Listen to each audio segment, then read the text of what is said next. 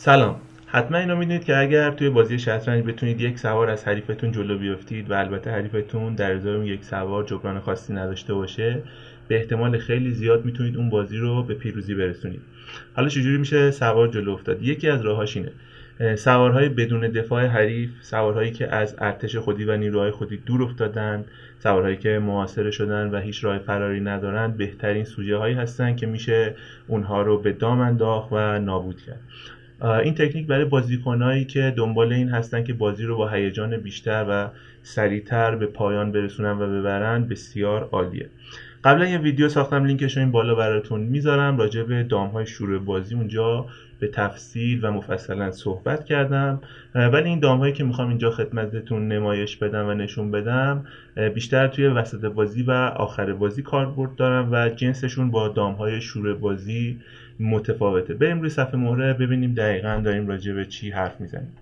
خب اینجا نوبت حرکت با بازیکن سفیده و دقت دارید که این اسب اصلا جای خوبی نداره و اینجا سفید با یه حرکت جالب فیل ایسه میاد چه کار میکنه؟ تمام راههایی که اسب حریف میخواد در واقع فرار کنه رو اینجوری میبنده. این دوتا خونه رو میبنده، این خونه رو که شاه بسته بود و این خونه رو هم کنترل میکنه و در واقع این فیل یه جورایی میاد جلوی فرار اسب حریف رو میگیره و اسب حریف رو توی دام میندازه. اینجا این اسب که حرکتی نداره و شاه مثلا میاد که این اسب رو نجات بده. حالا شاه میاد F5 و شاه میاد D5. دقت بفرمایید که اینجا نمیریم الان اینجا سراغ اسب که بخوایم تو حرکت بعدی بزنیمش. اگر بخوایم این کار رو بکنیم شاه حریف میاد حالا E4 و اگر بخوایم فیلمون رو اینجوری فراری بدیم، البته باید فیل رو روی این قطر نگه داریم تا این دوتا خونه رو همچنان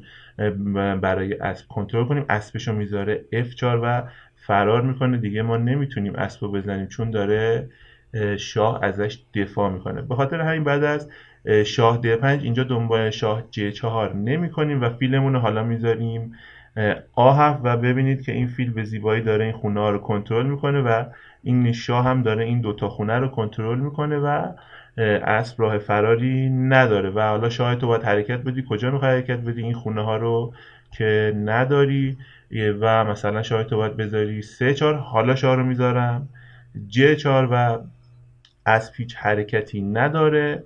شاه باید بره چوب تکون بده و به این شکل نابود میشه. اینجا شاه D2 هم بکنی پیاده رو نمیتونی بگیری چون D4 E4 میکنم و کارتو یک سره میکنم. بریم مثال بعدی رو ببینیم که در رابطه با همین به دام انداختن سوارهای خودیه. اینجا ببینید که این فیل وضع خوبی توی خونه D4 نداره. اینجا یه ایده جالب وجود داره، حرکت E3 و چنگال بزنم یکی از این دوتا سوار رو بگیرم. شاید بپرسید خب فیل میزنه توی این پیاده. خب اگه بزنه توی این پیاده حالا امکان حرکت D4 به وجود میاد. این فیل رو ببینید که بین سوارهای خودیش به چه شکلی گیر افتاده و سه تا سوارهای خودی مسیرش رو محدود کردن و حرکت D4 کار رو یه سره میکنه، حمله میکنه به فیلی که هیچ جایی رو نداره بره و وزیرم داره از این پیاده دفاع میکنه. چاره ای نداری که بزنی تو پیاده و به این شکل یک سوار عقب بیفتی.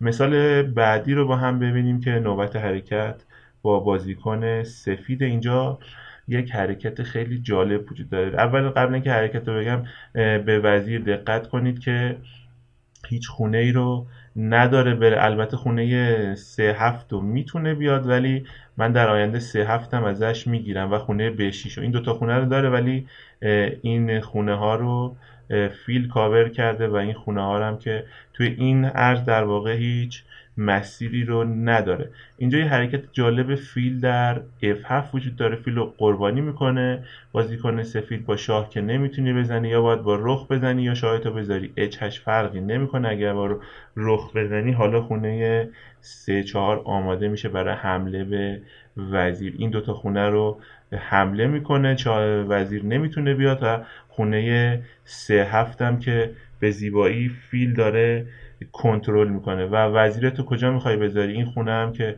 پیاده داره کنترل میکنه. این دوتا خونه هم که در واقع این خونه های مرکزی هم که سوارا دارن کنترل میکنن و وزیر توی دام عاشقی افتاده، جایی رو نداره بره و به زودی منهدم میشه. بریم مثال بعدی رو ببینیم که نوبت حرکت با بازیکن سیاهه و ببینید که این وزیر جاش چقدر بده و گیر افتاده، هیچ جایی رو نداره بره.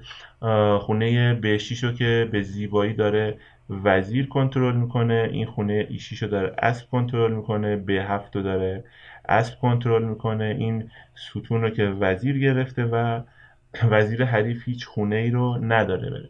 باید یه ایده ای پیدا کنیم که وزیر رو شکار کنیم. ایده رخ کار نمیکنه. درسته که هیچ جایی رو نداره بره، ولی الان خونه بهشیش رو میتونه بزنه چون این رخ جلوی این قطر رو گرفته و وزیر بعدش میتونه بزنه تو پیاده A5 و به این شکل فرار بکنه. اینجا ایده اصلی چیه؟ ایده اصلی اینه که رخ رو بزنم توی F3 و قربانی تفاوت بدم، حالا چه با رخ بخوای بگیری چه با پیاده چه با اسب، این فیل راش باز میشه و میتونه حمله کنه به وزیر. رخ اینجا بود و اجازه نمیداد این کارو بکنه، الان دیگه رخ اینجا نیستش. حالا مثلا با اسبم بزنی فرقی نمیکنه، فیلو میذارم E8، وزیرت هیچ جایی رو نداره بره و چاره‌ای نداره جز این که مثلا اسبو بزنی و وزیر رو در ازای یه اسب و یه تفاوت قربانی کنیم. بریم مثال بعدی رو با هم ببینیم که نوبت حرکت با بازیکن سفیده. به این وزیر دقت بفرمایید که جای خوبی رو نداره بره و فقط میتونه روی این ستون برگرده، خونه های G7 و G8 رو داره. اینجا سفید یک ایده باحالی میتونه پیدا کنه، اسبشو بذاره G6. دقت بفرمایید اینجا H3 کنی وزیرت برمیگرده G7 و این وزیر فرار کرده. الان اسبو بذاری G6 و کیش بدی. حالا چیکار میخواد بکنه؟ یا باید پیاده بزنه تو اسب یا مثلا شاهشو بذاره E8 نزنه. درست؟ اگر مثلا با پیاده بزنه توی اسب، حالا این ستون بسته شده و حالا حرکت H3 وزیر میخواد کجا بره؟ این خونه ها رو که به زیبایی وزیر خودمون کاور کرده، این ستون رو ببخشید این قطر رو فیل خودمون کاور کرده، این خونه رو هم این پیاده کاور کرده و وزیر هیچ جایی رو برای رفتن نداره و به زودی از بین میره. اگر هم بخوای با پیاده نزنی اینجا مثلا شاهدتو بذاری E8، بازم فرقی نمیکنه، من H3 میکنم و بازم این ستون برای برگشت وزیر مسدوده. چیکار میخوای بکنی؟ باید وزیرت بزنی تو G6 چون هیچ خونه وزیرت نداره، باید با وزیر بزنی تو اسب. حالا با فیل میزنم تو وزیرت در ازای دو تا سوار مال من میشه. بریم مثال بعدی رو ببینیم. خب اینجا نوبت حرکت با بازیکن سفیده. ایده جالبی وجود داره، این فیل اومده خونه G2 و وزیر داره ازش دفاع میکنه، اما من با با رخم میزنم توی فیل و قربانی تفاوت میدم. حکمتش چیه؟ حکمتش اینه که حرکت بعدی اسب سه میکنم و وزیر الان تو دام عاشقی افتاده. کجا میخواد بره؟ این خونه رو که فیلم گرفته، این خونه رو که این اسب و پیاده گرفتن، این خونه رو اسبه گرفته، آسه رو اسب گرفته، این خونه رو در واقع اسبم گرفته و هیچ خونه ای رو برای فرار اینجا وزیر نداره. اسب سم که داره با وزیر دفاع میشه و حرکت بعدی رخ به یکه که حمله کنه به وزیر و وزیر رو شکار کنه، هیچ دفاعی هم نداره. بریم مثال بعدی رو با هم ببینیم. نوبت حرکت با بازیکن سفید. اینجا سفید یه حرکت جالب داره، حرکت F5 میکنه و میگه فیلت میخواد چیکار کنه؟ یا باید با پیاده بزنی یا برگردی D7 یا با وزیر بزنی، راه دیگه هم نداری. اگر مثلا فیل بزنه توی F5 چه اتفاقی میفته؟ اسب میاد G4 کیش برخواست میده، حمله میکنه، وزیر رو از بین میبره. اگر بخوای فیل رو نزنی تو F5، فیل رو بذاری D7، بازم اسب رو میذارم G4 و دوباره وزیر رو از بین میبرم. اما اگه بخوای با وزیر بزنی چه اتفاقی میفته؟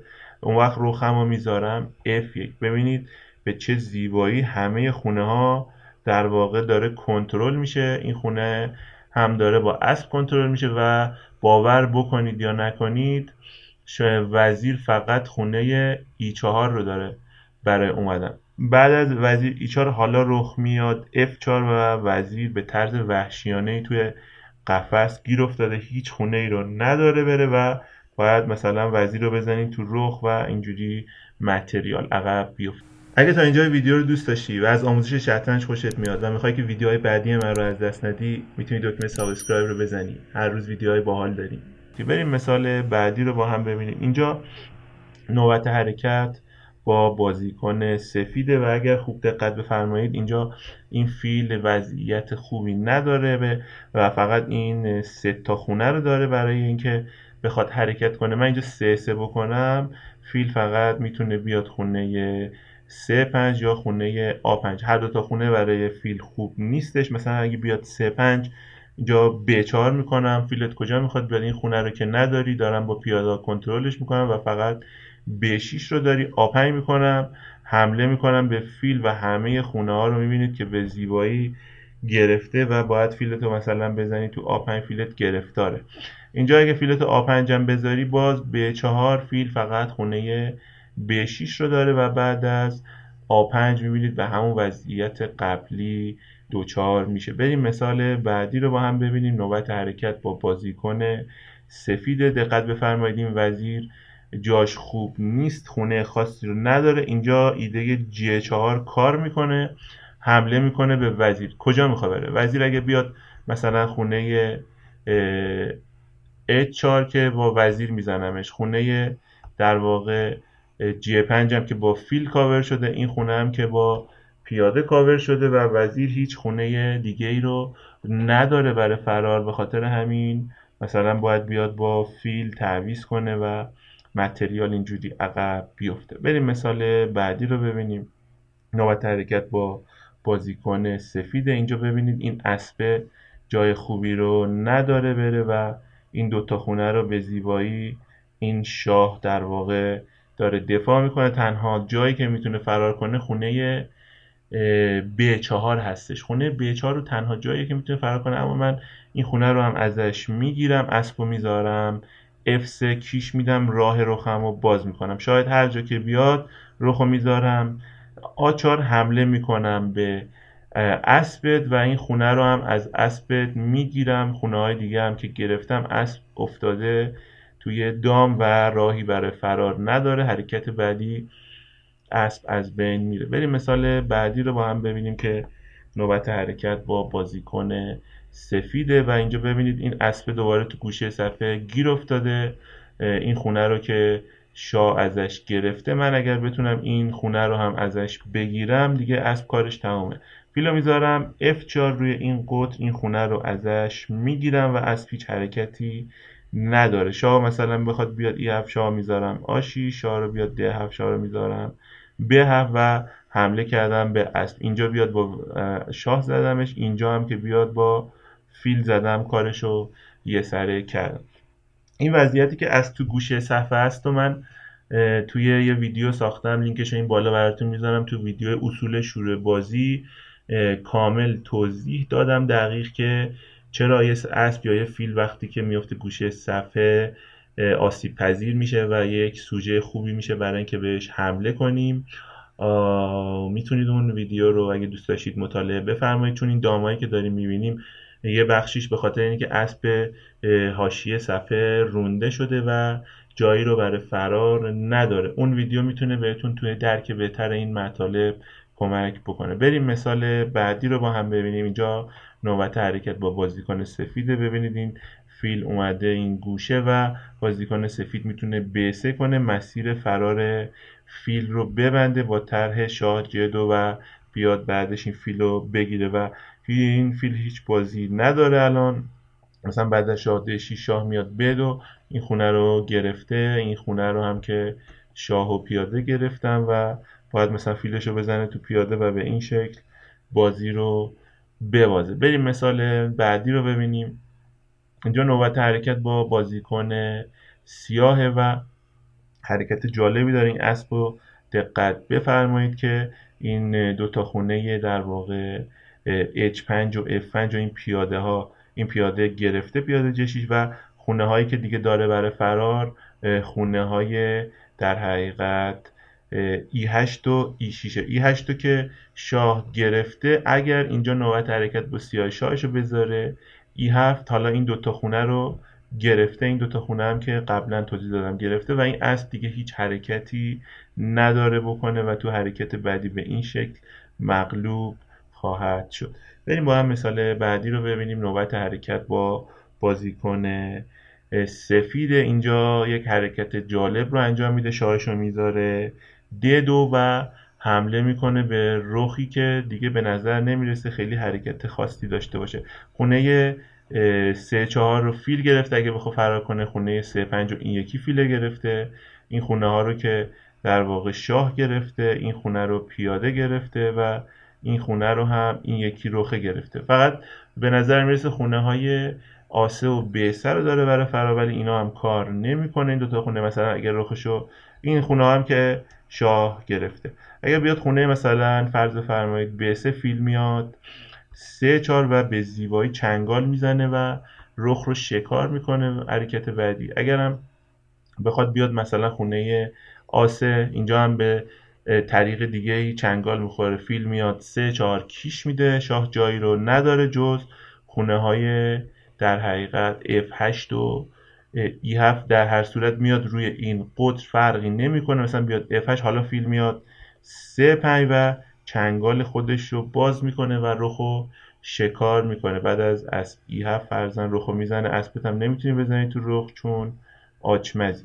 پس دیدید که به زیبایی این رخه توی دام افتاده و اینجا بازیکن سیاه تسلیم میشه. البته میتونست تسلیم نشه، یه امکان جالبی وجود داره برای بازیکن سیاه، اینکه اسبشو بیاره خونه D4 و بگه اگه میخوای رخمو بزن ولی منم فیلتو میزنم.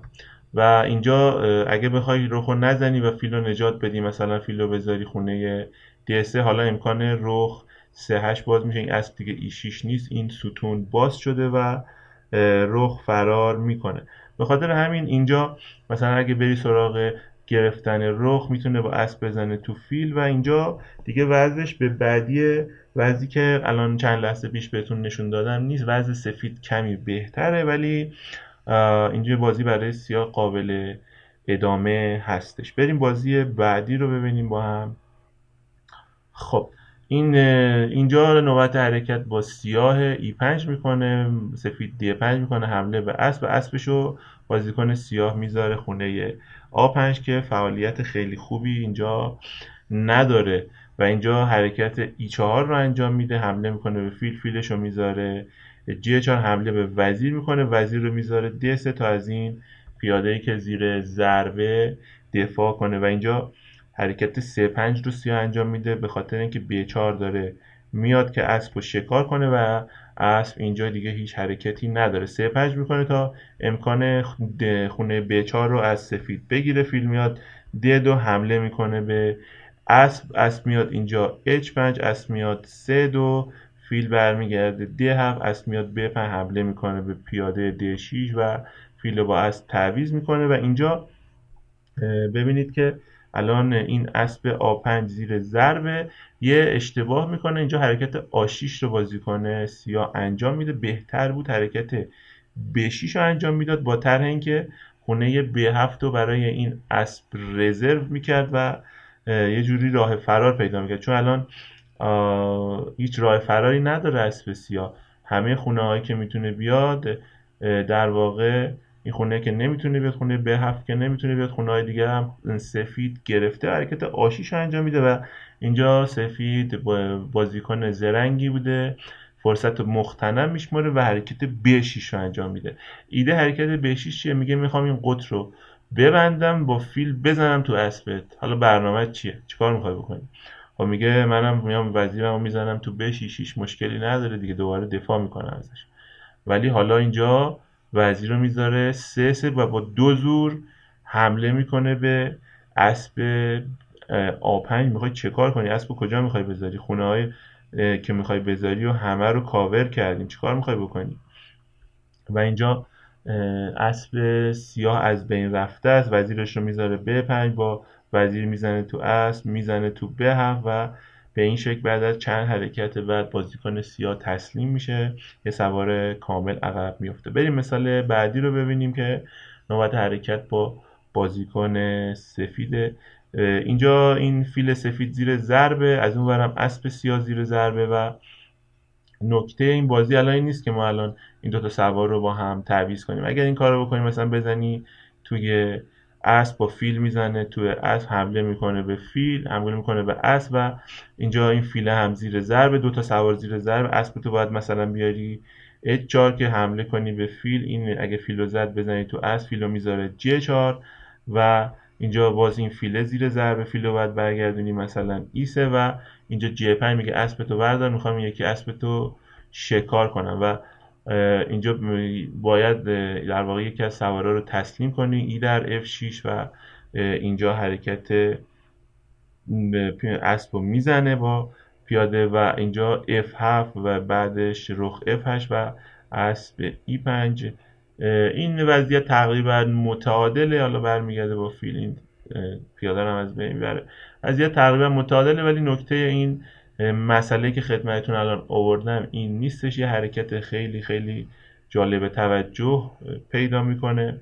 ایدهش اینه که این فیل رو دقت بکنید، فیلی که تو ده8 اصلا جای خوبی نداره، فقط خونه ده7 رو میتونه بیاد، ولی این خونه هم توسط اسب کاور شده و این فیلیه که یه سوژه میتونه باشه برای محاصره و نابود کردن. اینجا رخشو میزنه توی ده7 و قربانی تفاوت میده اینجا و اینجا با شاه میزنه توی رخ بازیکن سیاه. گزینه‌های دیگر هم بهتر نیست، مثلا ج در ببخشید اینجا اگر بخوای ج در F5 رو من بهتون نشون دادم. اینجا بهترین حرکتش اینه که با شاه بزنه توی رخ، گزینه بهتری نداره، چون بخواد مثلا این پیاده این فیل رو بگیره، من یه تفاوت جلو میفتم، چون بعدش این اسب میتونم بزنم. اینجا با شاه میزنه توی رخ، پس F در G5 هم گزینه بهتری نیست و اینجا یه حرکت سورپرایز اسب رو میگیره و اگر بخوایم فیله رو نگیری که فراریش میدن، باید فیله رو بگیری. حالا ایده مسئله مشخص میشه. این دوتا پیاده رو ببینید که به هم چسبیده چه قدرتی دارن. حرکت E6 میاد اینجا، حرکت E6 میاد. حالا شاه چند تا گزینه داره، بیاد خونه 3-8، بیاد D6، بیاد مثلا E8. تو بازی واقعی اومده تو 3-8 و حرکت تمام کننده E7 میاد حمله میکنه به فیل. این اصلا پشتشه و این فیل هیچ جایی رو نداره بره و از بین میره به زیبایی هرچه تمامتر و گزینه‌های دیگه هم بهتر نیستن. مثلا فرض بفرمایید اگر شاهو بیاره خونه D6، رخ میاد D1 کیش میده و تنها خونه‌ای که داری خونه 3-5. حالا E7 رو میکنم، دوباره این فیلت رو شکار میکنم در ازای رخی که سیاه داره، سفید دوتا اسب داره، بازی رو میتونه ببره. اینجا شاید تو بذاری E8 هم به درد نمیخوره، باز E7 میکنم. شاید بپرسید خب اینجا دیگه میتونه با فیل بزنه، اگه با اسب بزنیم با شاه میگیره، ولی ما اینجا رخو میذاریم E1 و فیل آشپز شده رو این شکلی شکار میکنیم و دوباره همچنان وضعیت سفید به این شکل برنده خواهد بود. بریم مثال بعدی رو با هم ببینیم که نوبت حرکت با بازیکن سفید. به این رخ دقت بفرمایید که روی این ستون هیچ بازی نداره و روی عرض باید بازی کنه، ولی ما اینجا حرکت F4 رو میکنیم. نوبت حرکت با بازیکن سفید F4 میکنه و سیاه میترسه از اینکه تو G5 داره میاد و فیلش رو باید برگردونه به یکی از این دوتا خونه و فیلش خیلی غیر فعال میشه. حرکت فیلش رو میذاره H4. بهتر بود حرکت G5 رو انجام بده و فضایی هم برای فیلش رو قطب بخره، هم روی عرض برای رخش. مثلا بعد از پیاده در G5 با رخ میتونست بزنه و این رخه رو از این خونه بعد آزاد بکنه، اما فیلش رو میاره H4. میگه حالا G5 کنی دیگه روی این قطره خود فعالیت داره فیلم. اما دقت بفرمایید به این موضوع که این خونه ها رو به چه شکل این پیاده ها کاور کردن و روی این ستونم که خدمتتون گفتم هیچ بازی نداره، پس روی این ارزم بازی نداره. اگر من بتونم بازی رخ رو روی این یکی ارز هم بگیرم، رخ رو انداختم تو دام، کارشو ساختم. اینجا حرکت زیبایی انجام میده بازیکن سفید B4 میکنه، میگه این دوتا خونه هم ازت میگیرم، این خونه هم که با این فیله ازت گرفتم، رخت غیر فعاله. من حتی اگه رخت الان نابودم نکنم، تو الان یه سوار کمتر داری تو بازی، یه سوار عقبی. و اینجا حرکت بعدی چیه؟ حرکت بعدی فیل 3-4 که بیاد رخو شکار کنه. رخ هیچ جایی رو نداره. برای اینکه این اتفاق نیفته رخشو میاره 3-8 که از خونه 3-4 دفاع بکنه و اینجا حرکت زیبای بعدی رو سفید انجام میده. آچار میکنه که این خونه رو با این پیاده کنترل کنه. اینا هم که کنترل شده هستش و حالا از طریق خونه ای 4 بیاد حمله کنه به رخ و رخ باز هیچ جایی رو نداره که بره. اینجا رخشو میذاره 3-3 آماده میشه برای قربانی تفاوت بزنه توی این فیله و شاهشو اینجا میذاره سفید B2. همینجا میتونست فیلشو بذاره ای 4 و بره سراغ رخ، اما بعد از حرکت D3 باید دقت کنیم که با فیل نمیتونی بزنی تو رخ، چون اون وقت با پیاده میزنه اینجوری چنگال میزنه و رخو میگیره، تبدیل به وزیر میکنه و بعد از رخ در D1 بازی به تساوی کشیده میشه. اینجا بعد از حرکت فیل ای 4 D3 اینجا باید فیل شاهتو بذاری B2 تا این کیشه رو نخوری با چنگال. حالا مثلا رخ در 3-2 هم بزنی مشکلی نیست، شاه B3. الان این رخ زیر ضربه. رخ گفتم خدمتتون این ارز جایی رو نداره بره، فقط خونه D4 رو الان داره بره. حالا با فیل میزنه توی D3، این یکی رخ میاد زیر ضرب و حالا مثلا چه کار باید بکنی؟ رخ تو باید نجات بدی، مثلا بذاری F2. یه امکان تاکتیکی باحال اینجا وجود داره، فیل در H7 و به این شکل این رخ رو شکار میکنم، میگیرمش و اینجا یه تفاوت بازیکن سفید جلو میفته. برگردیم تو لاین اصلی بازی. اینجا بعد از رخ 3-3 حرکت شاه B2 رو انجام میده. حرکت پیشگیرانه هستش برای اینکه اون اتفاقی که گفتم نیفته. اینجا F5 میکنه به امید اینکه با فیل بزنه توی F5، اما این کار رو نمیکنه. اگه با فیل بزنه بعدش با رخ میزنه و از شر رخش خلاص میشه. اینجا با پیاده میزنه توی F5. حالا دیگه مجبوره، این حرکت فیل ای 4 اجتناب ناپذیره، مجبوره که قربانی تفاوت رو بده و به این شکل بازی برای بازیکن سفید به پیروزی میرسه در آینده. بریم مثال بعدی رو ببینیم که نوبت حرکت با بازیکن سیاه. اینجا سیاه فیشره و سفید اسپاسکیه و این به دام انداختنه انقدر چیز متداول و مشهوریه که توی حتی بازی‌های خیلی بزرگ، بازیکنان قهرمان جهان هم این اتفاقات قبلا افتاده. فیشر با فیل میزنه توی H2، اسپاسکی G3 میکنه و مسیر برگشت فیل رو میبنده. اینجا H5 میکنه، شاه میاد E2 و H4 میکنه، شاه میاد F3. دقت کنید که با پیاده بزنید تو H4 فیل فرار میکنه و اینجا وزیرش شاهش رو میذاره F3 بیاد خونه G2 و فیل رو شکار بکنه. شاهش رو میذاره E7 فیشه. اگر اینجا دقت بفرمایید حرکت H3 هم بخوای بکنی، این خونه رو در واقع کنترل کنی که شاه هم نتونه بیاد، شاه میاد G4 از این طریق حمله میکنه به فیل و اینجا مثلا فیل بذاری G1، اینجا شاه رو زدم تو H3، فیل بزنی توی F2. اینجا شاه G2 نمیذارم، شاه بذاری G2 فیل گذاشته E1 فرار. اینجا شاه G2 نمیذارم، فیل رو میذارم D2 که این خونه رو کنترل کنم. این خونه هم که کنترل کردم و بعد شاه رو میذارم G2. مثلا شاهش رو مثلا بخواد حرکت بده، اینجوری شاه رو میذارم G2 و فیل جایی رو نداره که بره. خب برگردیم عقب. بعد از H4 شاه گذاشت F3 و شاه اومد E7، شاه G2 و با پیاده زد با پیاده و به این شکل در ادامه فیشر بازی رو میبازه. انجینا میگن شانس‌های تساوی توی آخر بازی وجود داره ولی بازی رو میبازه. بریم مثال بعدی رو ببینیم.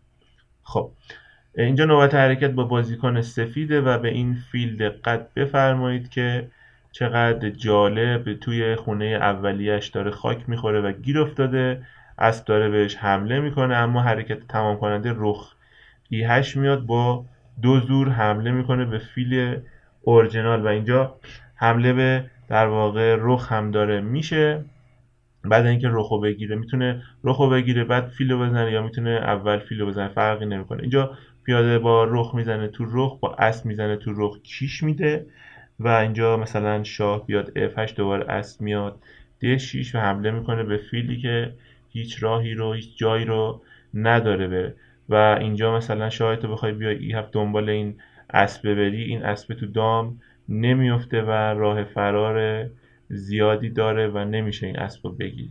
بریم مثال بعدی رو ببینیم. نوبت حرکت با بازیکن سفید. اینجا این وزیر رو دقت بفرمایید که تو خونه B2 گیر افتاده و میشه شکارش کرد. به چه صورت میشه شکارش کرد؟ اسب رو بذاری آچار، اسب رو بذاری آچار، حمله کنی به وزیر، خونه C3 هم در این حال بگیری. وزیر خونه هایی که داره خونه های A3 و خونه B4، خونه های دیگه ای رو نداره. مثلا این خونه رو اسب گرفته، این خونه رو این یکی اسب گرفته، روی این ستون جایی نداری بری. این خونه رو هم که این پیاده گرفته و فقط آسه و B4 رو داری. با سیاه آسه بازی میکنه اما فرقی نمیکنه، B4 هم به همون نتیجه میرسه و فیل میاد 3-1 حمله میکنه به وزیر.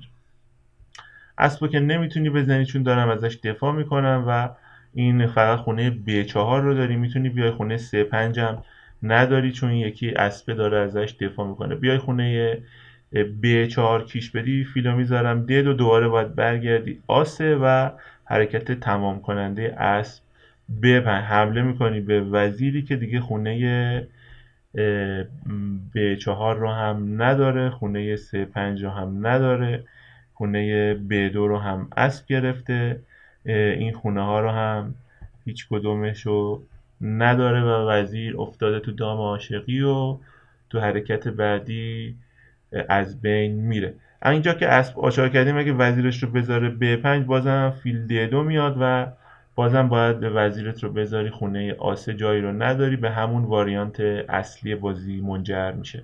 بریم مثال بعدی رو با هم ببینیم. نوبت حرکت با بازیکن سیاه و یک حرکت خیلی درخشان انجام میده، حرکت B4 رو انجام میده و B4 انجام میده با این ایده که این رخه این دوتا خونه رو نداره بره، این خونه رو هم که این پیاده گرفته، روی این ستون هم که این در واقع پیاده خودش بسته راهو و رخو میخواد بندازه تو دام. حرکت بعدیش فیل D6 که از این پیاده دفاع کنه رخ، پس طبیعتا باید بزنه توی پیاده، هیچ راهی رو نداره. اگر این کارو بکنه حالا حرکت زیبای B5 میاد.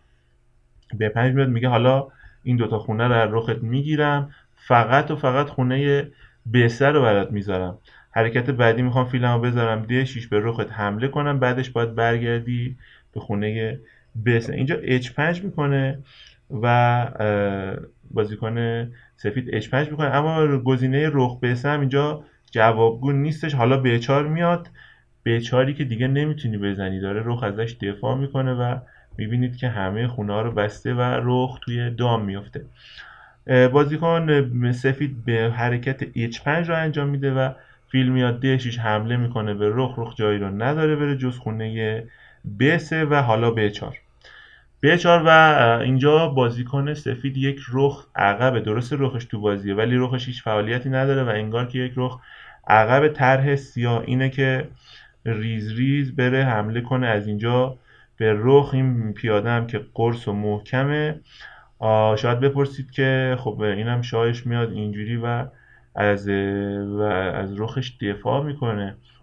اگه بخوای این کارو بکنه، اولا که ما فیل رو میتونیم بزنیم تو G3، این پیاده ها لقن تو جناح شاه میتونه حمله کنه، بعد از حرکت شاه D7 میتونه رخش رو بذاره، این در واقع پیاده رو نگه داره، یا حتی ایده E5 رو بازی کنه که در حقیقت یه مقداری، البته ایده E5 خیلی خوب نیستش به خاطر اینکه اگه بخوای تعویض کنی این ارز برای رخ باز میشه، اما ایده های خوبی مثل رخ F1 و اینا میاد که حملاتی توی جناح شاهش رو از دست رفته میدونه اینجا سفید و اینجا شاه میتونه مثلا حتی بیاد خونه B5 و معطل بذاره خودش از این پیاده دفاع کنه و این هم فیل هم رخ رو آزاد کنیم که بره حمله کنه و با یه سوار کمتر اینجا سیاه وضع خیلی خیلی عالی رو خواهد داشت. بریم مثال بعدی رو با هم ببینیم. نوبت حرکت با بازیکن سفیده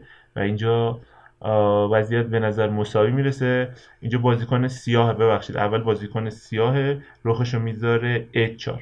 پس نوبت حرکت اینجا با بازیکن سیاه، حرکت رخ H4 انجام میده که حرکت خوبی نیستش و میره حمله کنه به این اسبی که به نظر میرسه اسب ضعیفیه و اینجا نوبت حرکت با سفید یه حرکت جالب اسبو میذاره F4 کیش میده و راه رخو میبنده، این رخو میندازه توی قفس. بازیکن سیاه شاه D2 رو بازی میکنه. اگه بخوای با رخ بزنی تو F4 که به این شکل بازی برای سفید آخر بازی برنده. مثلا شاه D4 هم داری و اینجا حرکت طلایی H3 باید انجام بشه. H3 به چه علتی انجام میشه؟ برای اینکه این خونه G4 رو از دسترس رخ خارج کنه. اسبم که داره از پیاده دفاع میکنه با طرح شاه G3 و حمله به رخ. حرکت H3 حرکت مهمیه. مثلا شاهتو بذاری E5 که بگی من میام با دو زور اگه شاه G3 کنی میزنم اسبتو، اینجا اسب میاد G6 و چنگال میزنه. به خاطر همین داستانا بعد از اسب F4 شاه میاد D2 و حالا حرکت H3 باید توی این واریانت هم بازی بشه. حرکت مهمیه که تا اجازه نده رخ فرار بکنه.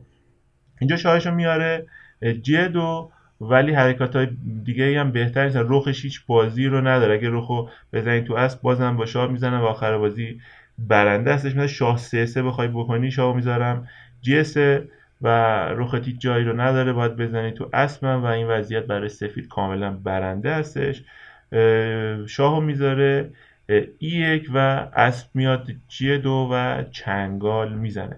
حتی اگر این کار هم نکنه چنگال هم نزنه بعد از شاه E1 شاه G3 بازم برنده هستش. با رخ بزنی تو اسب با شاه میزنم. حالا این پیاده رو بگیری H4 میکنم و بعد از شاه E2 این آخر بازی رو ببخشید اینجا طرح سفید اینه که بره این پیاده رو بگیره. حالا شاهتو مثلا G2 بذاری یا E2 فرقی نمیکنه. به این شکل شاه بیاد F3 زدم توی پیاده و به این شکل شاه F4 هم بکنی شاه F4 هم بکنی چون شاهتو بذاری G3 که به این شکل این پیاده رونده میشه. اگر هم بخوای اینجا شاهتو بذاری F4 شاه میذارم G6 رونده درست میکنم و آخر بازیش برنده هستش. بریم مثال بعدی رو با هم ببینیم. نوبت حرکت با بازیکن سفیده و الان سیاه چنگال زده داره وزیر رو میگیره. نوبت حرکت با بازیکن سفیده و باید شاهشو بذاره F3. شاه F2 کار نمیکنه. شاهش اگه بذاره F3 با اسب باید بزنه تو وزیر رو بگیره و حالا حرکت زیبای 3-4 بازی میشه و دقت کنید که این فیله میاد و این خونه ها رو برای فرار اسب کاور میکنه. این دوتا خونه هم که از این طریق اسب نمیتونه فرار کنه و کم کم شاه میاد و اسبو شکار میکنه. مثلا H5 کنی شاه رو میارم E2 شاه H7 کنی زدم اسبتو گرفتم. اما دقت بفرمایید اینجا شاه F2 کار نمیکنه. شاه F1 که نداری زیر ضرب اسب. شاه F2 اگه بخوای بیای وزیر رو میزنه با کیش. حالا شاهتو مثلا بخوای بیاری E2 اومده خونه B2 و یه راه فراری برای اسب به وجود آوردی. پس این حرکت حتما باید شاه رو بذاری F3 که وقتی که وزیر رو زد از این دوتا خونه بتونی حمایت بکنی. بریم مثال بعدی رو ببینیم. خب اینجا نوبت حرکت با بازیکن سفیده و اینجا بازیکن سفید حرکت جالب داره اسب رو میزنه توی F6 و اینجا سیاه با وزیر میتونه بزنه با پیاده میتونه بزنه. با وزیر میزنه و حرکت خوبی نیست. با وزیر بهتر بود با پیاده بزنی ولی با پیاده هم زیاد جالب نیست بازم. یعنی وضعیت سیاه کلا خرابه و بازنده است. اینجا فیل میاد H6 حمله میکنه به رخ. مثلا رخ E8 بذاری حالا اسب میذارم E5 زیر ضرب پیاده. بخوای با اسب بزنی با پیاده بزنی تو اسب وزیر رو میذارم G4 و حرکت بعدی مات میکنم. به خاطر همین بعد از اسب E5 باید F5 کنی که خونه G4 رو برای وزیر من ببندی. وزیرم اون وقت میاد H5 و این سه تا سوار و حتی این فیل در آینده حمله برنده ای رو علیه سفید ترتیب میدن. بعد از اسب F6 با وزیر میزنه و حالا ایده اسب F6 اینجا مشخص میشه. فیلشو میذاره خونه G5. فیلو میذاره G5 و میگه میخوای کجا ببری وزیرتو. این با فیلم این خونه ها رو گرفتم، با یکی این فیلم این خونه ها رو گرفتم، با پیادم این خونه رو گرفتم، با اسبم دارم از فیلم دفاع میکنم، این پیاده هم دارم از طریق این اسبم دفاع میکنم و وزیر هیچ جایی رو نداره بره. تنها گزینه ای که به نظرش میرسه شانس آخرش باشه اینه که با فیل بزنه توی F3 و بگه منم به وزیرت حمله میکنم، بخوای وزیرمو بگیری وزیرتو زدم. و اینجا اگر بخوایم بریم سراغ گرفتن فیل، اون وقت دیگه این اسب اینجا نیستش که از این فیل دفاع کنه. اگه بریم فیلشو بزنیم با وزیر زده تو فیلمون بی دفاعه. اینجا بازیکن سفید نمیره سراغ این فیله و نمیره سراغ وزیر، بلکه وزیرشو میذاره D2، میاد از فیلش دفاع میکنه و همچنان این وزیر جایی رو نداره بره. به نظر میرسه خونه D4 رو داره، چون این اسبه دیگه خونه F3 نیستش که از D4 دفاع کنه. اما اگه بخواد D4 رو بزنه و فیل در H7 میزنه و وزیرش رو به این شکل میگیره. به خاطر این داستان وزیر D2، پس وزیر D4 اینجا کار نمیکنه. تنها دفاعی که به نظر میرسه شانس‌های آخرش بشه اینه که فیلو بذاره F4، این اسبی رو که خورده به شکل فیل تو F4 پس بده. و اینجا سفید باید مراقب باشه که با وزیر نزنه توی فیل، چون با وزیر بزنی همه چی تعویض میشه و به این شکل دیگه هیچ مشکلی الان سیاه نداره و وارد تعادل میشه بازی. اینجا بعد از فیل F4 باید بازیکن سفید با فیل بزنه، یه سوار بگیره و حالا هم این فیل زیر ضربه و همین که دوباره داره وزیر ببخشید فیل J5 داره میاد که وزیر رو بندازه توی دام. خب اینجا گزینه هایی که مطرحه اینه که فیل رو بخوای نجات بدی مثلا باید بزنی تو J2 یا فیل رو بذاری مثلا B2. اگه بخوای مثلا فیلو بذاری توی B2، فیلو گذاشتم J5 و وزیرت هیچ جایی رو نداره بره مگر اینکه پیاده D4 رو بزنی و همونطور که گفتم چند لحظه پیش به این شکل وزیر از کف میره. اینجا اگر بخوای با فیلت بزنی توی B2 یه بازی متقابلی رو به دست بیاری، اینجا من رخ ما میذارم J1 فیل J5 اینجا نمی‌کنم. دقت بفرمایید فیل J5 اینجا کار نمی‌کنه چون یه خونه جدید F3 برای وزیر به وجود اومده دیگه. این پیاده نیست که از خونه F3 دفاع کنه و اینجوری وضعیت سیاه کمی بهتر میشه. بعد از فیل J2 بهترین حرکت اینه که رخو بذاره به حمله کنه به فیل و حالا اگه فیل برگرده مثلا B7، اینجا دیگه فیلمو G5 نمیذارم، فیلمو میذارم E5، حمله میکنم به وزیر، حمله ماتی میکنم رو G7 و وضع سیاه کاملا بازنده تو چند حرکت میتونه مات بشه. حتی به خاطر همین بعد از رخ J1 بهترین حرکتش اینه که مثلا از 3-6 کنه، حتی بیخیال این فیله بشه و بعد از اسب در D4 به این شکل، البته این اسبه داره میاد که چنگال بزنه، وزیرمون رو باید بذاریم E3. به این شکل با یک و سوار عقب‌تر باید بازی رو ادامه بده بازیکن سیاه و آینده‌ای نداره و بازی رو میبازه. بریم مثال بعدی رو با هم ببینیم.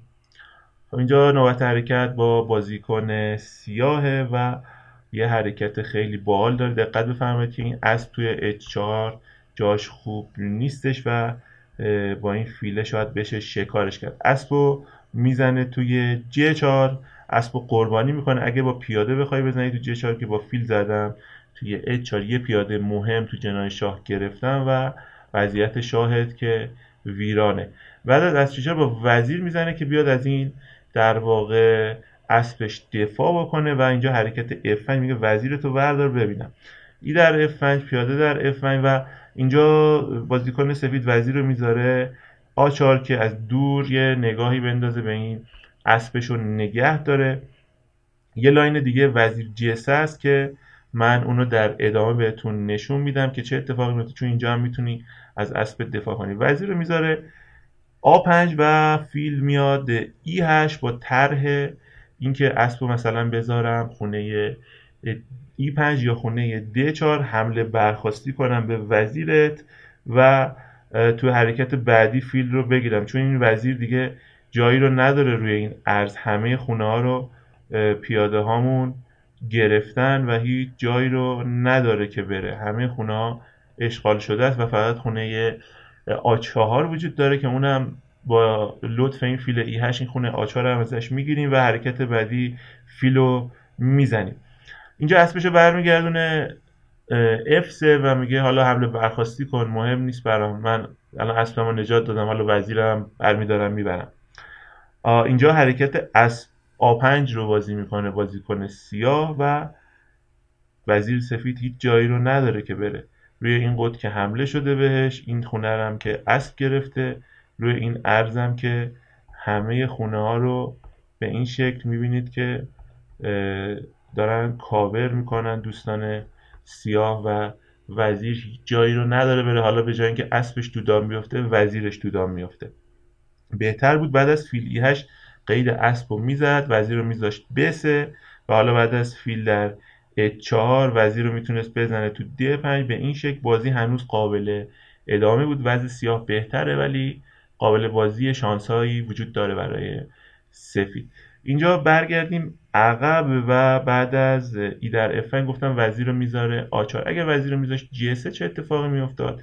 F4 میکرد، حالا باید دوباره وزیر رو بذاری G4 تا از اسب دفاع بکنی و اسب E5 دوباره حمله میکنه به وزیر و اینجا دو تا گزینه داره، مثلا اسب رو بزنه تو G6 یا وزیرش رو بذاره E6. اگه وزیر رو بذاره E6 فیل برمیگرده F7، وزیر رو باید بذاری برگردونی مثلا بذاری F5. حالا با فیل میزنم توی H4 و D4 هم که بکنی که به اسب حمله کنی، فیلم رو میذارم G6 و اینجا بعد از وزیر E6 شاه H8 این اسب رو بخوای بگیری، حالا من فیل تو میگیرم و یه سوارم رو پس گرفتم. بعد از فیل در G6 هم که اینجا با اسب میزنم و وضع سیاه اینجا برنده هستش و بعد از اسب E5 اگر بخوای اسب در G6 بزنی، حالا بهتون میگم چرا، اینجا با اسب میزنیم تو G4 و اینجا سفید پیش خودش میگه که دو تا سوار که گرفتم تا حالا وزیر رو دادم، یه رخ هم ازت میگیرم اینجوری.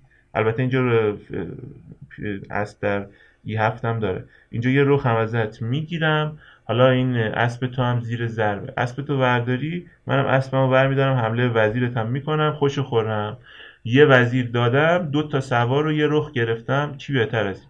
اما مثلا اینه که وزیر حالا میاد E5، این اسب رو کجا میخوای بذاری؟ این خونه رو که این پیاده گرفته، این خونه رو وزیر گرفته و این خونه رو باز وزیر گرفته، این خونه رو وزیر اشغال کرده، خونه 3-5 و فیل گرفته و باز حالا سفید پیش خودش میگه میزنم تو 3-5 با فیل بزنی، حالا D4 میکنم، چنگال میزنم و وزیر سوارم پس میده. حالا وزیر میاد G5 کیش میده، یه تمپ میگیره و فیلش رو هم نجات میده. اما اگر اینجا بخواد مثلا اسب در فیل بزنه چی؟ با کیش وزیر اون وقت میزنه تو E7 و سوار سوم هم میگیره، یعنی در ازای وزیر اینور 3 تا سوار بازیکن سفید داره و متریال برابر. اما فقط بازی متریال نیستش، وزیر میاد H4 و از نظر پوزیشنی وضعیت سیاه کاملا برنده هستش، میخواد بزنه توی این پیاده کیش بده، رخ F6 بیاد و توی این دوتا ستون مات بکنه. اگر F3 کنی که وزیر G3 به سرعت مات رقم میخوره و اگر بخوای مثلا پیاده رو با فیل D1 نگهداری، حالا F3 میکنه سیاه، میخواد بزنه توی این پیاده و اگر بخوای مثلا با اسب بزنی که زدم توی این پیاده و به این شکل میتونم بزنم، حالا با فیل بزنی به این شکل تعویض میکنم، این یکی رو خمو میارم و کارتو یه سره میکنم و قصه الهازا تو تمام شاخه ها وضعیت سیاه بازنده میشه. بریم مثال بعدی رو با هم ببینیم. اینجا نوبت حرکت با بازیکن سفیده، یه حرکت درخشان رو پیدا میکنه، پیدا کردنش یه خورده سخته ولی پیداش میکنه و سفید با رخ میزنه توی فیل D6 قربانی تفاوت میده و حالا حکمتش اینه که با پیاده میزنه تو پیاده، میگه حالا میخوام چنگال بزنم و یکی از این دوتا رو بگیرم و اینجا سیاه میگه خیالی نیستش، من پیادت رو میزنم، چنگال کجا بود؟ حالا اگه وزیر بزنه توی پیاده که میزنه این کار رو میکنه، فیل میاد F4 و میبینید که این خونه های قطر رو گرفته، این دوتا خونه رو که این پیاده ها گرفتن، این خونه رو فیل گرفته، این خونه رو ببخشید این خونه رو این یکی پیاده گرفته. وزیر هیچ جایی رو نداره که بره و این پیاده هم که این خونه هم که اینجا گرفته، پیاده هم نمیتونی بزنی، دارم دفاع میکنن و وزیر تو مرکز صفحه به طرز عجیب غریب و باور نکردنی تو دام افتاده و خیلی جالبه. وزیر مهره‌ای که خیلی تحرک زیادی داره ولی با وجود این همه تحرک تو دام تو وسط صفحه خیلی عجیبه. باید با وزیر بزنی تو فیل و به این شکل بازی رو میبازی. بهترین بود که بعد از افتری 5 بیخیال اسبش میشد، وزیر رو میذاشت ده8 و بیخیال میشد و اسب رو میداد.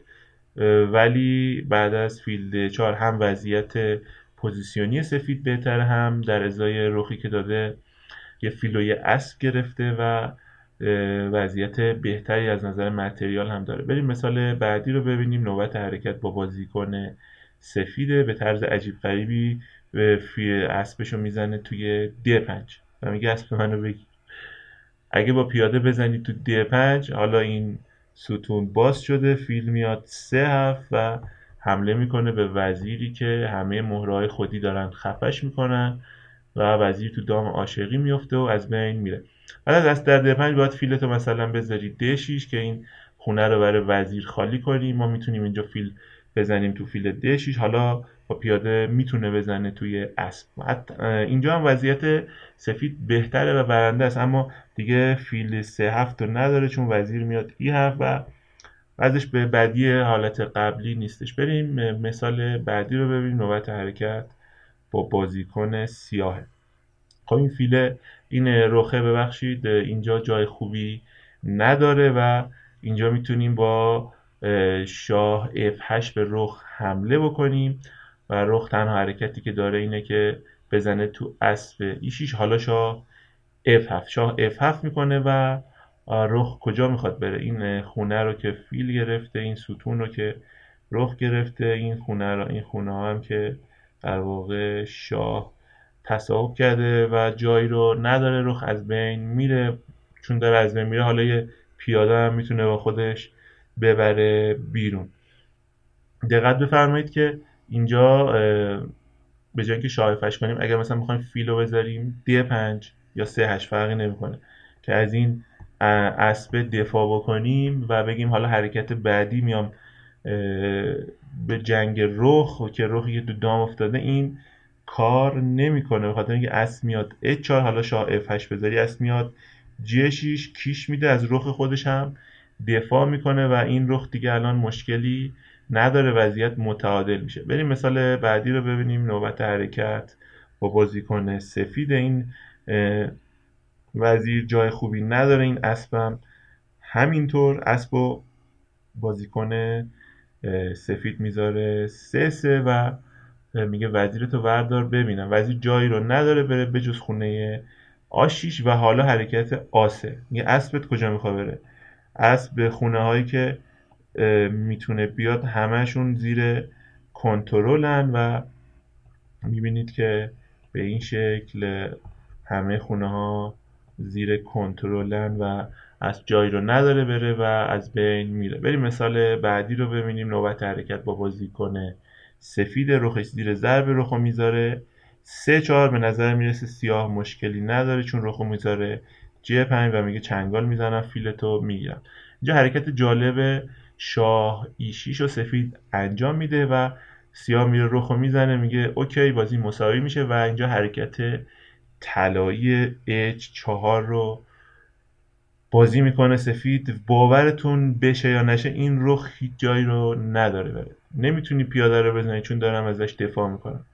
این خونه رو نداری چون دارم با پیاده ازش دفاع میکنم. این سه تا خونه رو دارم با شاه دفاع میکنم. این خونه رو دارم با رخ دفاع میکنم. این خونه رو با پیاده. یعنی رخ به این عظمت روی این عرض به این عظمت هیچ جایی رو نداره بره. این پیاده ها هم که قفلن جایی رو ندارن برن. شاهد اگه که بخوای حرکت بدی فقط خونه e8 رو داری، بیا e8 رخ 3-8 مات و اگر هم میخوای رخ تو حرکت بدی هر جا بری رخ تو میزنم. خیلی جالبه. بریم مثال بعدی رو ببینیم. نوبت حرکت با بازیکن سفیده و به نظر میرسه بازیکن سفید باخته، چون دوتا اسب عقبه و بازی به نظر میرسه که بازنده است براش، ولی اینطور نیستش. رخو میذاره B2 کیش میده. حالا مثلا شاه تو یا باید بیاری J1 فرضاً یا اسبو بذاری مثلا اینجا. اگر بخوای با اسب جلوشو بگیری که زدم و به این شکل شاه F3 مثلا یا F1 رخ فرار و این بازی مساوی میشه. بعد از رخ بده اگه شاه تو بخوای حرکت بدی، حالا حرکت دیدنی رخ آدو میگه رخمو بزن یا رختو بزنم، میگه یا رخمو بزن یا رختو بزنم، دیگه من نمیدونم. اگه با رخ بزنی توی آدو که به طرز جالبی بازی مساوی میشه، هیچ جایی رو شاه نداره بره. اما اگر با اسب بزنی چی؟ اگرم نزنی که تو حرکت بعدی رختو گرفتم. اگه با اسب بزنی حالا شاه به دو رخی که تو کنج قفس گیر افتاده از بین میره و این بازی با دو اسب مساوی، مات نداره. بریم مثال بعدی رو ببینیم. نوبت حرکت با بازیکن سفیده و به نظر میرسه بازی مساویه، چون یه پیاده کناری این خیلی روش نمیشه حساب کرد و اینجا سفید چند تا گزینه داره با اسب بزنه توی فیل. اگه با اسب بزنه تو فیل، شاه میاد G3 و این پیاده رو به زودی میگیره. کاریش نمیتونی بکنی، اسب تو بخوای نجات بدی که مثلا بذاریم پیادت از بین بره، بازی مساویه، پس این کار نمیکنه. شاید مثلا بیاری G2 که بخوای حمله کنی به این فیل خونه G3 رو کنترل کنی که شاه حریف نتونه بیاد، فیل میداد G3 و اینجا شاه تو بخوای حرکت بدی، این دوتا خونه رو که نداری، فیل داره کنترل میکنه. مثلا این سه تا خونه هم که اگه بخوای شاه تو حرکت بدی با شاهش زده توی اسب، پس شاه حرکت نداره. اگر بخوای پیاده رو حرکت بدی که با فیل زده تو پیاده، حالا درسته با اسب هم بزنی، با یه اسب نمیتونی بازی رو ببری و بازی مساویه. اگر بخوای اسب رو حرکت بدی، مثلا اسب بذاری D4، چون این خونه ها هم که نداشتی، و مثلا اسب بذاری D4 فیل میاد H4 جلوی این پیاده رو میگیره و این برد نداره برای سفید. حرکت طلایی که باید اینجا پیدا کنه حرکت شاه F2. شاه F2 حالا خونه G3 رو داره کنترل میکنه، میتونه با اسب بزنه توی فیل. اگر اینجا فیل بیاد G3، حالا شاه میاد G2، به همون وضعیت قبلی رسیدیم ولی به نوبت حرکت با بازیکن سیاهه. همونطور که مستحضر هستی توی آخر بازی وضعیت اکراهی یا زوگزوانگ خیلی مشاهده میشه و اینکه نوبت حرکت با کی باشه تعیین کننده است. الان وضعیت برای سفید برنده است. چرا؟ چون شاه تو بخوای حرکت بدی، هر جا که بخوای بذاری، مثلا این خونه ها رو داره شاه، این چند تا خونه رو داره، اگر بخواد بیاد که زدم فیلشو گرفتم. اگه بخوای فیلو حرکت بدی، مثلا بخوای بذاری خونه H4 یا بخوای بذاری E1، با اسب زدم و شاهد هم نمیتونه حمله کنه به پیاده من. اگر فیلتو بخوای بذاری F2، با شاه زدم، پس وضعیتش کاملا بازنده میشه تو این شاخه. بریم مثال بعدی رو ببینیم. نوبت حرکت با بازیکن سیاهه و اینجا رخو میزنه توی رخ. حالا ایدهشو من بهتون توضیح بدم. الان این اسب توی گوشه صفحه گیر افتاده، جایی رو نداره بره. الان رخ آشیش کار نمیکنه، به نظر میرسه که جایی رو اسب نداره بره، چون این خونه ها رو گرفته، این خونه 3-6 رو گرفته، خونه B7 رو این گرفته.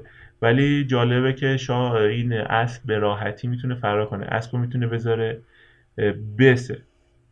اگه بخوای با پیاده بزنی توی اسب، حالا اول رخ رو میزنه و این قطر باز میشه که رخ دیگر تو بزنه. اگر هم اینجا بخوای مثلا حتی بعد از رخ آشیش اسب B7 هم داره، از تو دام نیستش، به خاطر اینکه رخ رو بزنی توی B7 این ستون باز میشه و وزیرت از بین میره. به خاطر این داستانا اول باید زمینه سازی کنی، رخ رو بزنی توی رخ و بعد از این تعویض حالا وزیر رو بذاری A4، حمله کنی به اسبی که خونه ای برای رفتن نداره. دقت کنید وزیر B5 هم کار نمیکنه، چون اسب میاد B3 و اگه بخوای اسب رو بزنی باز وزیرت از بین میره. باید وزیر رو بذاری حتما A4. الان اسب اگه بخواد بیاد B3 میتونیم بزنیمش، روی این قطر کسی نیستش که بخواد از بین بره و بعد از وزیر A4 حرکت B4 رو انجام میده، از اسبش دفاع کنه، با پیاده میزنیم تو B4، با پیاده بزنه، حالا با وزیر میزنیم تو B4، بازم اسب خونه ای رو نداره که بره و به این شکل میبینید که از بین میره. بریم مثال بعدی رو با هم ببینیم.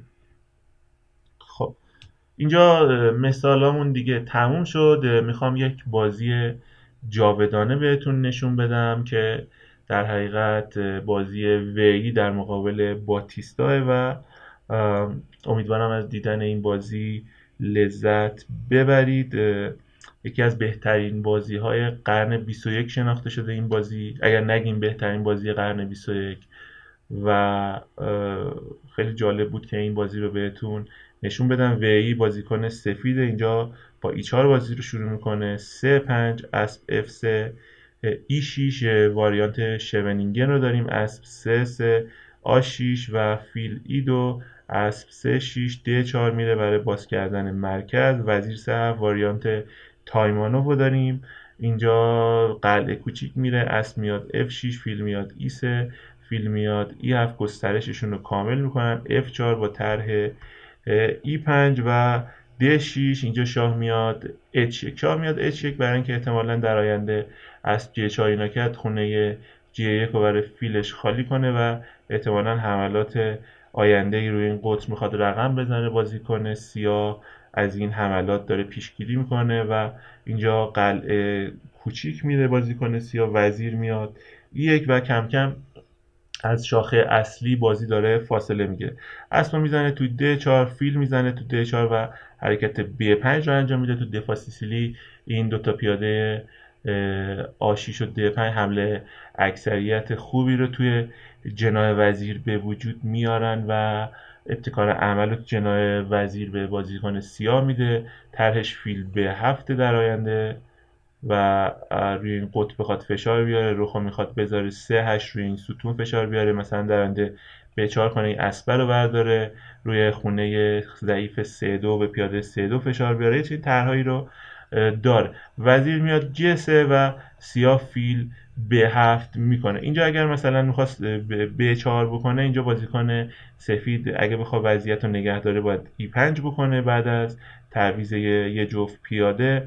حالا اسب D5 داره، اسب D7 داره و پیاده در اسب C3 داره. اگر اسب مثلا بخواد بیاره D5 اسب تعویض میشه. وضع سیاه خورده سفیدی خورده بهتره به خاطر ساختار پیاده‌ای که الان خراب شده تو وضعیت سیاه. اگر هم میخواد اینجا فرض بفرمایید حرکت B در C3 رو به انجام بده، E در F6 میزنه. وزیر رو باید تعویض کنه، حالا با فیل بزنه، اینجوری تعویض رو رخ بده و به این وضعیت میرسه که تقریبا متعادله و دو تا بازیکن دوست نداشتن به چنین وضعیتی برسن.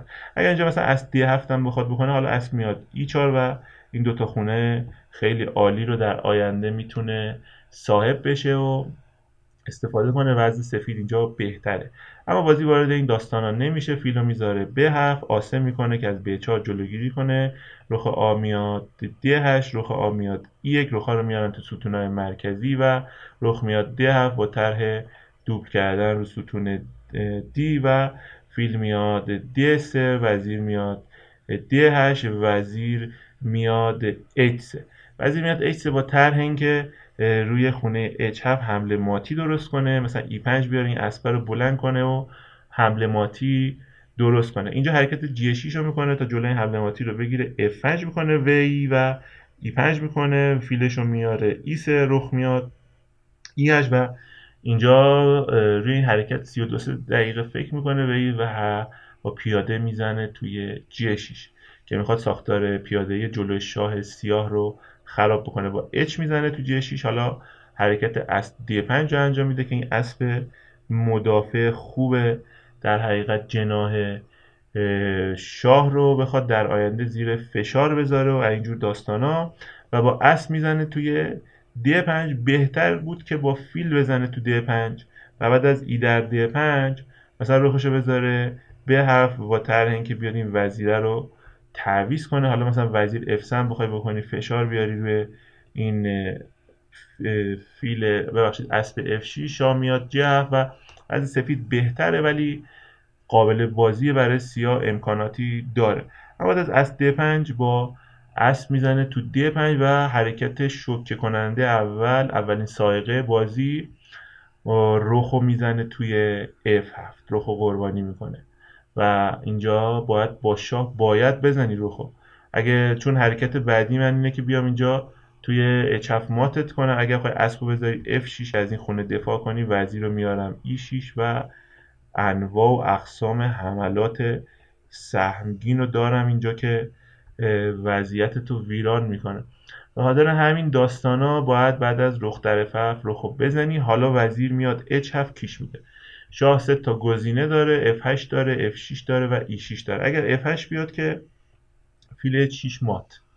اگر بیاد F6 کنه اینجا با پیاده میزنیم توی D4 با طرح اینکه با وزیر بزنیم تو G6 و مات رو رقم بزنیم. اگه بخوای با رخ تو بذاری مثلا G8 که جلو مات رو بگیری، رخ F1 مات میکنه. اگر هم بخوای مثلا حرکت بهتری مثل E4 که خونه مثلا E5 رو یه فضایی برای شاه درست کنی، رخ میاد F1، شاه میاد E5، وزیر در G6. حالا طرحم اینه که بزنم توی خونه E4 و ماتت بکنم. اگر بخوای فیلو بگیری وزیر رو میذارم E6 ماتت میکنم. اگر بخوای این یکی پیاده رو بگیری وزیر رو میزنم توی E4 ماتت میکنم. به خاطر این داستانا وزیر H7 فقط شاه E6 بهترین حرکت اینجا و با پیاده میزنه توی اسب و اینجا با شاه میزنه توی پیاده. گزینه های دیگه که اینجا وجود داره اینه که با فیل بزنی تو پیاده، گزینه بهتریه. البته وضعیت سفید بازم برنده است ولی شاه در پیاده وضعیت رو خیلی سریعتر از هم میپاشونه. اگر با فیل میزدی توی پیاده، حالا با فیل میزدم توی G6، میخوام بذارم وزیر رو F7 ماتت بکنم. اینجا چند تا گزینه برای سیاه وجود داره که مثلا یکیش اینه که رخو بذاره F8 یا گزینه های دیگه مثلا فیلو بخواد بذاره F8 یا فیلو بذاره H4 که در واقع از این خونه یه جوری دفاع کنه، یا رخو بذاره F8 که از خونه F7 دفاع بکنه، یا بهترین گزینه‌ای که داره فیل در G2. اینا رو با هم دیگه یکم بررسی کنیم. اگر رخو بذاره F8 که از این خونه دفاع بکنه، وزیر میاد H3 کیش میده، شاه باید بیاد F6 جایی رو نداره، رخ F1. حالا شاید اگر بیاری خونه G7 که وزیر H7 ماتی، باید فیل رو بزنی ولی بازم ماتی. بعد از حرکت فیل در G6 اینجا اگر رخشو این فیل رو بخواد برداره که خونه F7 دفاع کنه، این خونه که خوب نیستش چون فیل میاد F5 کارو تموم میکنه. خونه G5 هم که زیر ضرب فیله، مثلا باید بیاری H4. حالا فیلو میذارم F5، شاه باید بذاری F6، وزیر رو میزنم توی فیل. حالا این یکی فیل هم باید بگیری، رخ میاد F1 و شاه گزینه ای نداره جز G6 و E6، هر دو تا جا مات میشه. اگه بذاری G6 که اینجوری مات میشی، اگر هم بذاری E6 وزیر میاد G4، تنها خونه E7 و به این شکل مات رقم میخوره. اگر اینجا بخوای فیلتو بذاری F8 چی میشه؟ بازم فیل میاد F5 و شاه میاد F6، وزیر G6 و به این شکل مات رقم میخوره. بهترین حرکتی که اینجا برای بازیکن سیاه وجود داره اینه که با فیلش بزنه توی G2 کیش بده. ایدهش چیه؟ ایدهش اینه که D5 کنه، یه راه فراری رو برای شاه به این شکل باز بکنه. بعد از شاه در فیل اینجا D5 میکنه و وزیر F7 به این شکل. حالا با وزیر میزنه تو رخ، وزیر رو تعویض میشه و به این شکل یک فیل کامل رو بازیکن سفید جلو میفته و این لاین هم برای بازیکن سفید کاملا برنده است. اما میاد چیکار میکنه؟ با شاه میزنه توی پیاده و حرکت بعدی تک حرکتیه که وضعیت رو برای سفید برنده نگه میداره و پیدا کردنش کار سختیه. چون اگه ببینید این الان خونه هایی که ضعیفن، خونه های سفید رنگن که خیلی ضعیفن، ولی اینجا باید فیل سفید رو تو باید قربانی کنی. خیلی کار سختی دیدن این حرکت و به اینو پیدا میکنه. فیلو میذاره E4، فیلو قربانی میکنه، با شاه میزنه تو فیل بازیکن سیاه. اما اگر میخواست نزنه چه اتفاقی میافتاد؟ مثلا بخواد شاهشو بذاره فرض فرمایید خونه E6، حالا وزیر میزنه تو G6، تنها دفاع فیل F6، وزیر میاد F5 و شاه F7، وزیر دوباره میاد H7. حالا شاه E6 داره، شاه F8 داره. اگر شاه بیاری F8 فیلو میذارم H6، بهترین حرکتت اینه که رخو بذاری G7 و حالا رخو میذارم F1. ببینید که روی این ستون و قطر همه چیزو آچمز کرده و میخواد بزنه وزیر توی رخ و مات کنه. فیل نمیتونه دفاع کنه چون آچمز. وزیر رو باید بذاری E7 که از رخت دفاع کنی. حالا وزیر H8 و حالا تو رخت میزنم، با فیل نمیتونی بزنی، باید بیای فرض کن خونه E6، وزیر میاد G4، دوباره باید برگردی خونه G8 رو داری. حالا حمله برخواستی، رخت رو گرفتم و حمله که به زودی به مات سیاه منجر میشه. اینجا شاه E6 هم اگر میذاش بازم فیل می اومد F5. حالا شاه باید دوباره بیاد D5، فیل میزنه توی D7 و هم از فیلش داره دفاع میکنه. فیل این دوتا خونه رو کاور کرده برای فرار شاه. وزیر D3 داره میاد مات بکنه، باید جلوشو بگیری چون شاهت هیچ جایی هم نداره که بره. باید مثلا E4 کنی که این قطر رو ببندی. وزیر حالا میاد خونه H5 و فیلتو نداری بذاری E5 چون وزیر میاد F7 و کار رو یک سره میکنه، مات میکنه. باید شاه مثلا بیاری 3-4، وزیر میاد E2. شاه کجا میخواد بره؟ مثلا باید بیاد خونه D5، جایی رو نداره. وزیر D2 و اینجا شاه E5 داره، 3-4 داره. اگر بیاد E5 که وزیر D4 مات میکنه، اگر هم بیاد 3-4 که B3 به این شکل مات صورت میگیره. بعد از فیل 4 اگر قربانی رو نپذیری به این داستان ها میرسیم که مات میشه. بخاطر همین میپذیره قربانی رو و اینجا وزیر رو میذاره F7 که باز اینا تک حرکتن. وزیر F7 میذاره ولی حرکت بهتره که مات تو 9 حرکت رو اگه میتونست پیدا کنه خیلی بهتر بود. حرکت خیلی سختی اینجا 3-4 حرکتی که به سرعت مات میکنه سیاه رو. ایدهش چیه؟ ایدهش اینه که این خونه فرار D5 رو ببنده و حالا وزیر رو بزنه توی G6 روی این قطر که جایی رو نداره بره و میبینید که شاه هیچ جایی رو نداره که بره و مات میشه. حالا دو تا گزینه اصلی داره اینجا که یا با پیاده بزنه توی این پیادهه یا شاهش رو مثلا فراری بده به D3. ولی گزینه های دیگه هم مثل رخ G8 وجود داره یا رخ F8 که رخ G8 که از این پیاده G6 دفاع کنه، رخ F8 که بیاد در واقع جلوی این لاین رو ببنده بعد از اینکه کیش داد. بریم با هم ببینیم که این شاخه ها رو یه بررسی با هم کنیم. اگر B در 3-4 بزنه چه اتفاقی میفته؟ وزیر میزنه توی G6.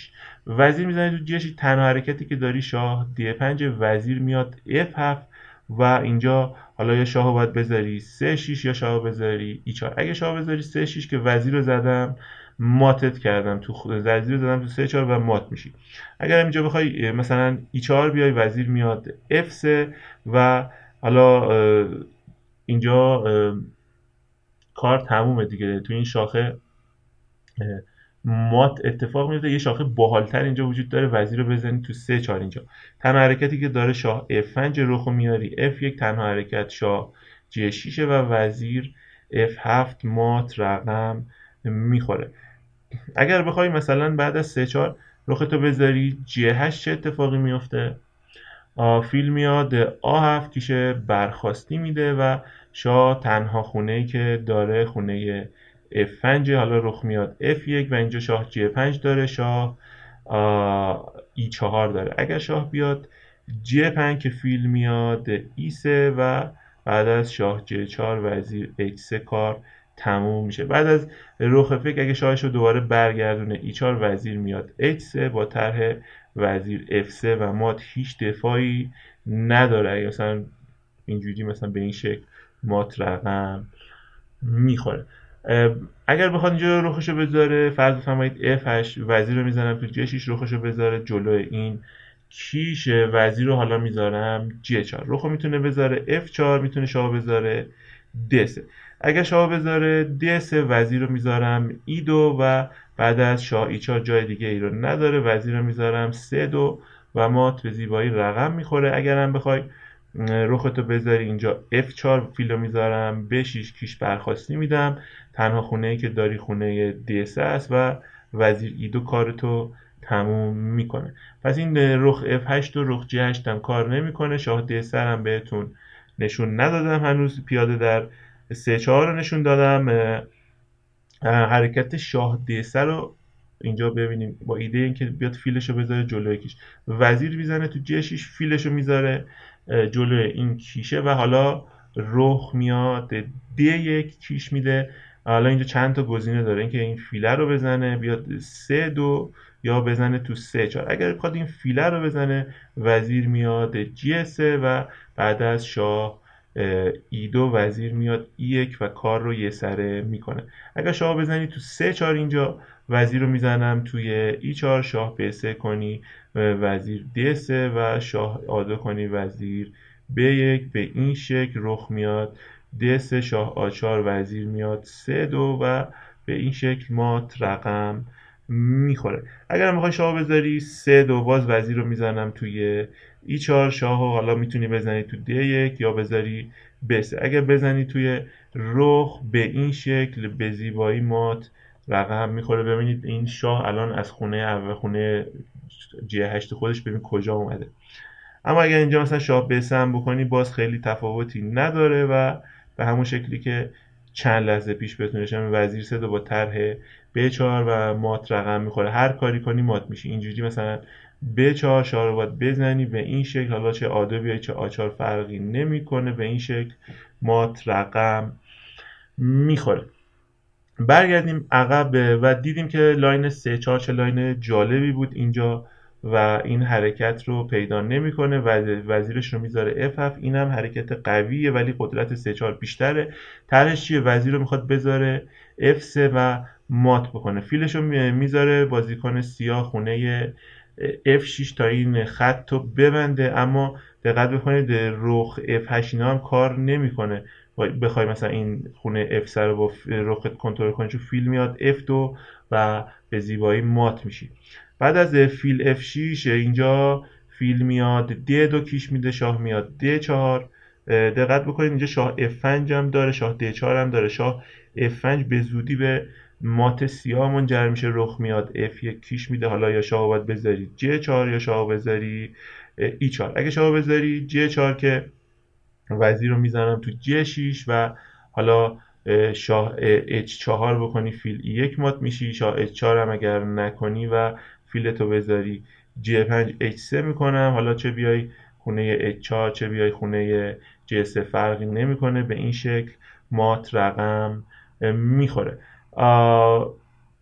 بعد از فیل D2 شاه F5 سریعا مات میشی و اینجا به خاطر همین شاه میذاره D4 و فیل میاد دوباره E3 شاه میاد E4. بعدش نمیاد مساوی بگیره بازیکن سیاه، وزیر برمیگرده B3 با طرح وزیر D3 و مات. اینجا شاه F5 تنها حرکتیه که سیاه رو از باخت سریع نجات میده. رخ میاد F1 و شاه میاد J4 و اینجا باز تنها حرکت رو پیدا میکنه وزیر D3. الان طرح سیاه چیه؟ طرح سیاه اینه که اگه بتونه شاهش منش کنه یه G5 بکنه، شاهش رو برگردونه پشت این پیاده از این مهلکه خودش رو نجات بده، ولی با وزیر D3 این اتفاق جلوگیری میشه. وزیر داره آماده میشه بزنه تو G6 و خونه های E2 و D1 هم برای حمله روی این قطر داره آماده میکنه.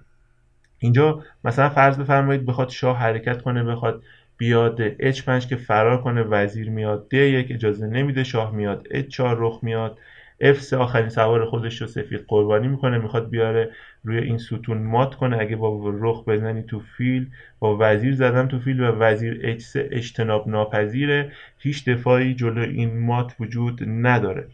بعد از وزیر D3 تنها دفاعی که آخرین حربه ها و آخرین امیدهایی که سیاه داره اینه که با فیل بزنه توی G2 و حالا یک بازی رو پیدا کنید. دقت بفرمایید که این فیل رو باید حتما زد، اگر نزنیم به مشکل میخوریم. مثلا شاهتو بذاری J1 فیل G5 وزیر مثلا بخوای بذاری E2 شاه H4 فیل F2 کی شاه H3 به طرز باور نکردنی شاه اومده توی خونه نزدیک ما و امنیت داره. وزیر D3 هم که بکنی شاه میاد J4 وزیر E2 بخوای کیش بدی، حالا فیل F3 و H3 میکنی که این شاه منحرف کنی، نمیزنه تو پیاده، میاد H5 فیلشو قربانی میکنه و اینجا شاه H6 دیگه از مهلکه نجات پیدا میکنه و اینجا حمله سفید متوقف میشه با این تفاصیل که یک رخ کامل هم عقبه.